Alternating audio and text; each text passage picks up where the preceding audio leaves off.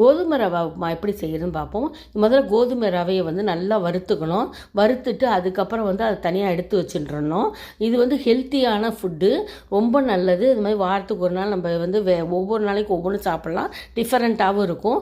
அதுக்காக தான் செய்யறது. இது வந்து கடுகு, உளுத்தம்பருப்பு, கடலைப்பருப்பு தாளிச்சிட்டு அதுக்கப்புறம் பச்சை மிளகாய் 2 போட்டுட்டு அதோட கருவேப்பிலையும் போட்டுட்டு அதுக்கப்புறம் வெங்காயம் 1 வந்து பொடியாக நறுக்கி வச்சுட்டு அதையும் போட்டுட்டு நல்லா வதக்கிக்கணும்.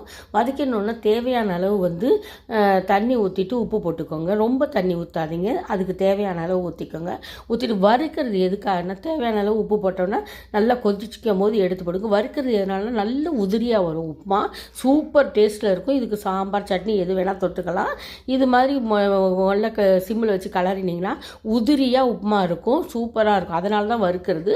வறுத்து போடுங்க, சூப்பரான டேஸ்ட்டில் கோதுமை ரவை உப்புமா இருக்கும். இது செஞ்சு பாருங்கள். லைக் பண்ணுங்கள், கமெண்ட் பண்ணுங்கள், சப்ஸ்கிரைப் பண்ணுங்கள். எப்படி இருக்குன்னு